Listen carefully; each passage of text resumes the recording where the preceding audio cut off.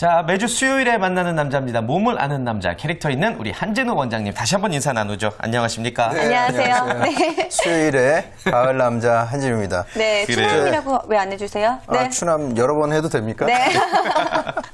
네. 예, 흔히들 이제 가을은 독서의 계절이다 이렇게 말들도 하는데 네. 흔히 청고마비의 계절, 하늘은 높고 말은 살찐다. 말 살찌는 건 괜찮은데 사람까지 살찐단 그러게요. 말이에요. 네. 그래서 오늘 이 가을철 비만에 대해서 알아보려고 합니다. 네, 비만. 그렇습니다. 저는 오늘 굉장히 중요한 정보를 얻을 것 같은데 네. 사실 가을만 되면은요 뭔가 이상하게 식욕이 막 땡겨요. 저는 오늘 아침에도 빵도 먹고 김밥도 2주를 먹었거든요. 그러니까 제가 왜 이렇게 먹는가라는 생각이 들 정도로 너무너무 많이 먹는 증상들 이렇게 나올 네. 수밖에 없는데 이게 가을이 돼서 그런 걸까요? 이제 그 기후에 대한 그 영향도 무시할 수 없는 게요. 이 우리가 곰을 보면 동면을 하잖아요. 네. 그래서 가을철에 자기 체중의 한 50%가량을 불린답니다. 겨울 동안 계속 사용하기 위해서. 가을에? 네. 사람은 동면은 하지는 않지만 네. 우리가 어떤 학자들의 견해를 보면은요. 수렵 생활을 예전에 하지 않았습니까? 그때 먹이가 적었을, 식량이 적었을 겨울을 대비하기 위해서 가을에 많이 섭식을 하고 피하지방을 불려놓는 그런 쪽으로 진화해 왔다는 그런 의견이 있습니다. 그래서 기후의 영향을 무시할 수가 없고요. 생리학적으로는 기온이 떨어지면 이 식욕중추가 더 흥분된다는 그런 얘기도 있고요. 네. 또 한 가지 그 의학적으로도 추운 겨울에는 기온이 낮으니까 피하지방이 두꺼운 편이 그 생활하기에 유리한 측면이 또 있고요. 네. 1년 44철 내에 먹을 것이 가장 풍부한 시기이기도 하고 좀 있으면 또 추석 아니겠습니까? 그렇죠. 추석에 이제 막 전인이 준비하고 있으면 옆에서 하나씩 먹다 보면 체중 불어나는 거는 뭐 걷잡을 수가 없고요. 네. 또 여름철에는 노출이 많고 수영복, 비키니 입으려고 몸짱 프로젝트를 하다가 겨울에는 옷이 두터우니까 이게 좀 맞아요, 느슨해진단 맞아요. 말이죠. 네. 그래서 그렇죠. 좀 퍼지는 그런 경우. 이런 여러 가지 그 요인들이 어우러져서 가을 비만을 일으키지 않나 이렇게 그래요. 생각됩니다. 네. 저도 매년 가장 살쪄 있을 때가 요맘때 추석 때거든요. 진짜 네. 이게 내가 말인가 내가 곰인가 싶기도 하고 그래요. 네, 예. 맞아요. 저도 사실 가을에 가장 많이 살이 찌기는 하는데, 근데 저희와 다르게 정유진 캐스터 같은 경우에는 이런 걱정하신 적 그러게요. 살이 없을 것 하나도 같아요. 없어. 네. 네. 가을, 겨울에는 잘 안 보이니까 모르겠지만 여름에는 수영복도 입어야 되고 노출을 하는 옷을 많이 입으니까 여름 살에 더 관심이 많았는데 이야기를 듣고 보니까 여름 비만보다는 가을 비만에 더 신경을 써야 될 것 같아요. 예. 혹시 좋은 방법이 있는지 궁금하거든요. 다른 사람들이 더 궁금해해요. 네. 하여튼 뭐 다이어트 하면 무조건 안 먹는다고 생각하기가 쉬운데요. 다이어트 체중 관리를 하기 위해서 가장 기본 조건은 운동입니다. 운동을 제외하고는 체중 조절에 대해서 이야기가 어렵고요. 다행히도 가을은 야외 활동하기에는 정말 축복받은 이제 그쵸. 태풍도 다 지나가지 않았습니까? 네. 산에는 단풍 들죠. 가을 바람 불죠. 또 여름처럼 너무 덥지도 않고 겨울처럼 너무 춥지도 않은 최적의 환경이거든요. 네. 그다음에 등산은 유산소 운동, 숨이 톡톡 차고요. 다녀오면 허벅지 근육이 단단해지는 그러니까 근육 운동도 동시에 되고요. 네. 이런 좋은 운동이고 또 요새 주변에 보면 자전거 타시는 분들, 자전거로 출퇴근하시는 분들도 많은데요. 네. 사회적 여건도 좋아졌어요. 자전거 도로도 많이 확충되고 그다음에 날씨도 자전거 타기에 적합하고 네. 중요한 것은 뭐냐면요. 우리가 운동이 주변에 너무나 많이 있어요. 그런데 안 해봤기 때문에 내가 어느 운동을 좋아하고 거기에 적합한지를 모르는 경우들이 굉장히 많거든요. 그 운동에 빠지게 되면 누가 말려도 합니다. 네, 맞아요. 그런데 해보지 않았기 때문에 나는 운동이 안 돼. 그래서 그냥 시간 나면 집에서 몰아서 TV 드라마를 본다든지 이러고 많은 경우가 이렇게 안타깝죠. 네, 그럼 그래요. 원장님은 예. 가을에 어떤 운동 즐겨서 하세요? 저는 등산을 좋아합니다. 등산. 그래서 역시. 틈만 나면 등산을 가고요. 가면 공기 좋죠, 경치 좋고 이런 거는 보너스고요. 네. 건강 관리에 아주 좋은. 그리고 예. 비용도 아주 저렴하고요. 서울에서는 접근이 가능한 산들이 굉장히 많이 있어요. 그쵸. 그렇죠. 우리나라 산으로 둘러싸여 있으니까 등산 다니는 것이 건강에 가장 좋다고 이렇게 그래요. 권해드리고 있습니다. 네. 근데 뭐 이렇게 등산을 비롯한 운동, 사실 비만에는 당연한 거 아니겠습니까? 어떤 그렇죠. 이런 운동 말고도 또 다른 거, 비만을 이겨낼 수 있는 방법 어떤 게 있을까요? 또 한 가지 방법은 이제 물 마시는 것인데요. 이게 물 우리가 항상 강조하지만 우리 생활에서 이렇게 쉽게 되지 않는 부분 중에 하나예요. 네. 의학적으로 어떤 혜진 씨 지금 방송 중에 물을 갑자기 드시면 어떡해요? 물 마시는 게 좋다고 해서. 네. 벌컥벌컥, 네. 어떤 이론이 있냐면요. 우리가 욕구 중추 있죠. 네. 그러니까 성욕, 식욕, 그다음에 성욕 때문에 드신 것 같은데 갈증의 중추가 거의 유사하다고 이렇게 보는 견해가 있어요. 그래서 배가 고플 때 무조건 음식을 먹는 게 아니라 네. 물을 한 잔 마셔봐서 이 배고픔이 해결됐다면 이 신호는 갈증의 신호를 배고픔으로 잘못 알았다는 이런 추론을 할 수가 있는 거거든요. 네. 더군다나 가을은 1년 중에 건조해지기가 쉬운 계절입니다. 네. 그러니까 수시로 수분을 섭취해서 건조를 방지하는 것도 방법이겠죠. 근데 사실 저는요, 예전에 이 밥 먹기 전이나 후에 물 많이 먹으면은 살찐다, 더 살찐다 이런 얘기 들은 적이 맞아요, 있는데 맞아요. 들어본 적 있으시죠? 그 이론이 한때 이제 있었는데요. 네. 그 논란이 많은 부분입니다. 그 이론의 이제 이유는 뭐냐면 식사를 하거나 식전이나 식간, 그러니까 식사하는 중간에요. 네.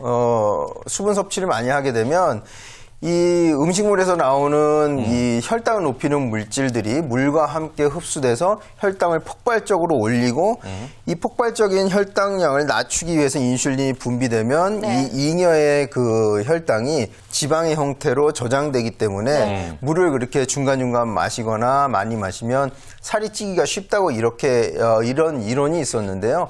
많은 이제 논란 끝에 지금 수분 섭취를 제한하지는 않고요. 오히려 지방이 분해될 때 케톤이라는 물질이 나와서 신장에 콩팥에 무리를 줄 수가 있기 때문에 네. 우리가 살을 빼고 체중 감량을 할 때 수분 섭취를 충분히 하라고 하는 게 지금 최신지견이라고 할 수가 있겠습니다. 자, 그렇다면 물은 어느 정도로 네. 마셔주는 게 좋을까요? 보통 2리터 얘기를 많이 하는데요. 네. 하루에? 예, 그러면 하루에 8잔 정도 되는데 그 온도라든지 이런 것들은 그 체질에 따라도 다를 수가 있어요. 네. 무조건 아침에 일어나서 차 냉수를 벌컥벌컥 마시면 소화가 안 되거나 그런 분들도 있으니까 네. 차의 형태로 드셔도 좋고 음식에도 상당 부분 그 있죠, 수분이 있죠.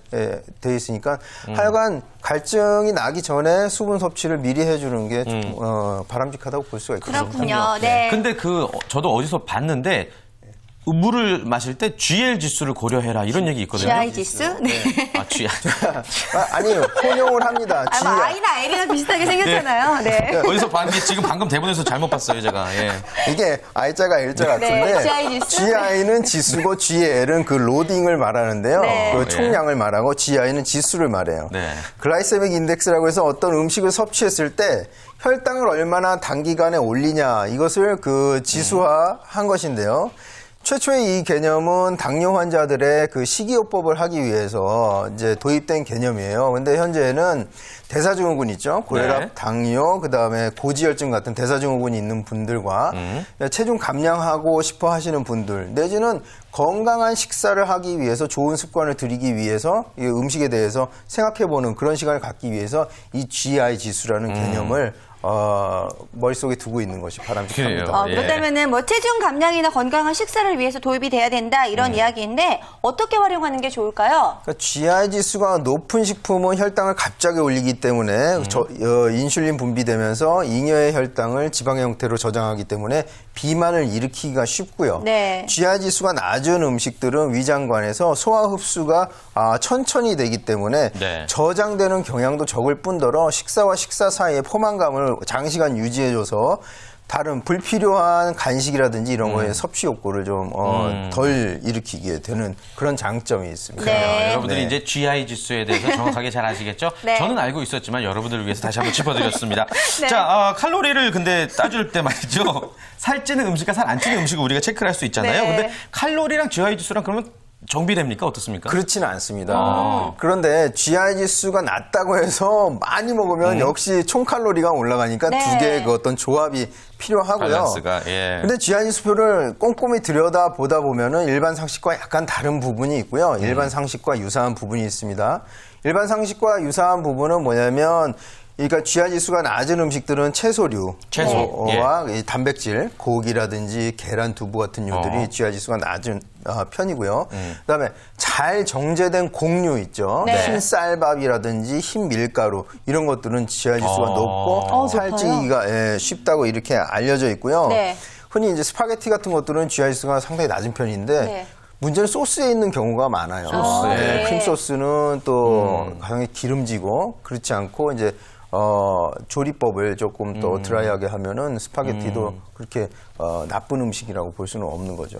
그렇군요. 네. 아무튼 뭐 이 GI 지수를 고려를 해야 될 것 같습니다. 그런데 아무리 고려한다고 해도 이 식욕을 억제하기가 참 힘들 것 같거든요. 아무래도 한의사시기 때문에 어떤 식욕을 억제할 수 있는 지압법 같은 것도 알고 계실 것 같아요. 네, 제가 네. 또 몸매도 단아하지만 네.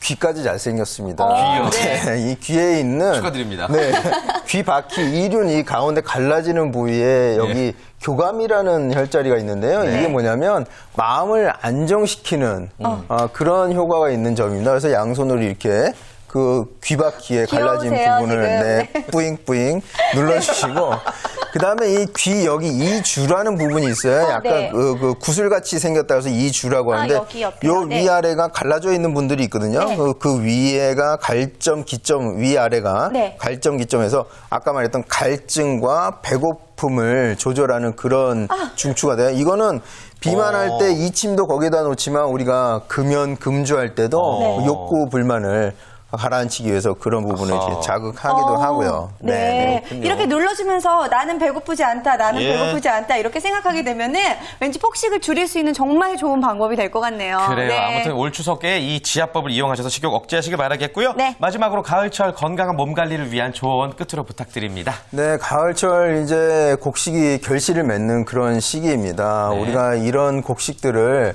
마음껏 즐기는 것도 좋지만 이것을 백년만년 즐기기 위해서는 그 한 해 한 해는 조금씩 자제하고 절제한다면 더 오랜 기간 동안 즐길 수 있는 이런 좋은 결과가 나올 거니까요. 네.